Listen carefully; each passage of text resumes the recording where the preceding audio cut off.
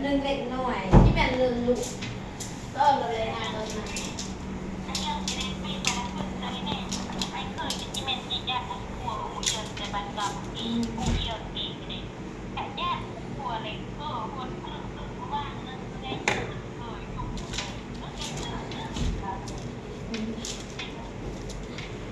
ป้าฟืมใหญ่บ่ลืมตำฟืมใหญ่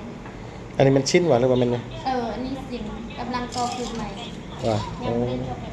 จักปีเราจะมาเฮียนเลยนี่เรียนอะไรเรียนตำพุงนี่ไหมนั่นแหละโอ้ตำพุงมาแต่น้อยเลย อ๋อตำพุงแต่น้อยเลย คนบ้านได้เจ้าคนบ้านได้อันนั้นเจ้าคนอยู่ใช่สำนีซ้ำเนื้อ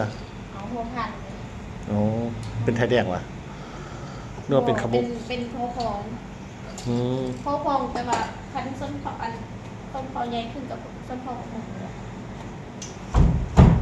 เขาแยกว่าโคฟองมีก่อนมือหนึงได้จากพืชนี่โตคันมือแล้วคือดิโตจะเป็นจักรเลยว่าได้เนาะอาทิตย์นึงต่อปืนมันมีหลายเนี่ยมันมีแคบมีมีหลายเนี่ยมีจีนมีเอาเจ้าคือบดึงเหมือนเข่งเลยสินะเจ้าคือบดึงเหมือนเข่งเลยมันคือวิญญาณแท้หรือว่ามันเป็นสไตล์ของมันวะดึงเข่งเวลาเขารีดมันบนนั้นเลยอ๋อ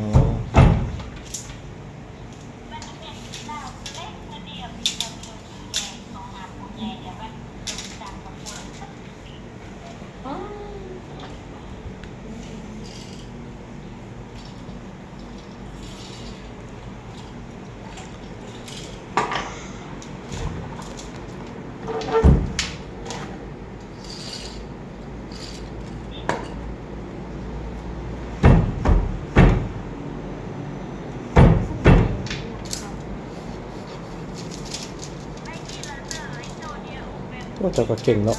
เป็นจื้อครับเส้นครับลายมันเลยนี่วะนี่ตัวแบงกลางที่นี่อ๋ออันนี้มันลายน้อยตัวลายด้วยจิ้มแขนเป็นลายตัวหกเขาเจ้าแขนเป็นลาย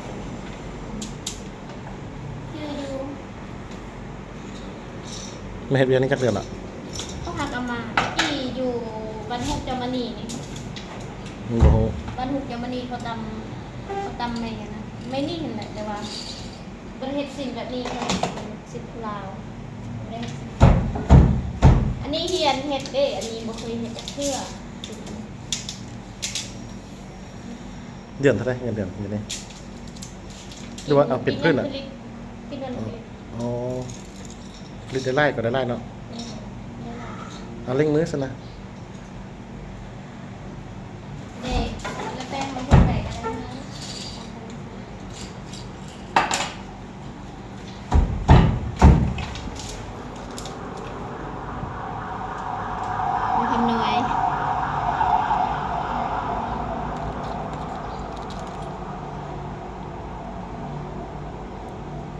งามดีซิเรืออย่างเรือเครื่องยืดลุ่มเดียวเรานั่นแหละมาจากอเมริกา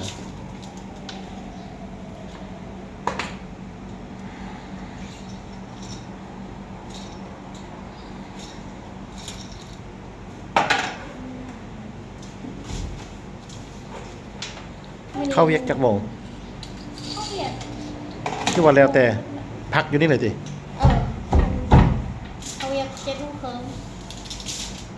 เลือกเวียกเลยเลือกเวียกแล้วก็ไปเลาะได้เนาะแต่พวกคอยได้ไปเดี๋ยวอันนี้มูไปเมื่อแต่เราไม่ได้ไปท่านไปแบบเปียกกับมือถ้าลูกฟักเวียกก็จะไป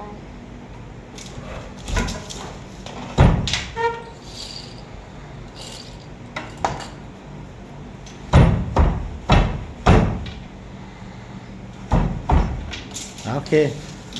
จากนั้นให้เวขึ้นมาเบิ่ง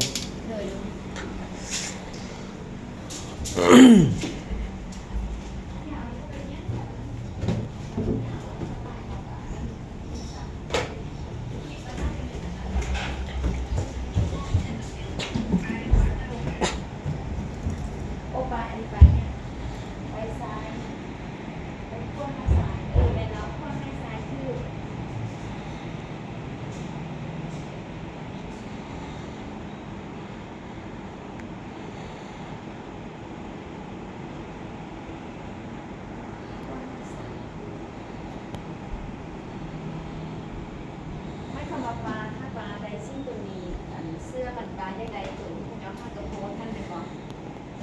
ตัวนี้ท่านเป็นบอตัวนะตัวที่ป้าส่งมาส่งกลับมาขนาดว่าเสื้อปลาอย่างได้แบบนี้เป็นบอเด็กว่าเขาไม่เป็น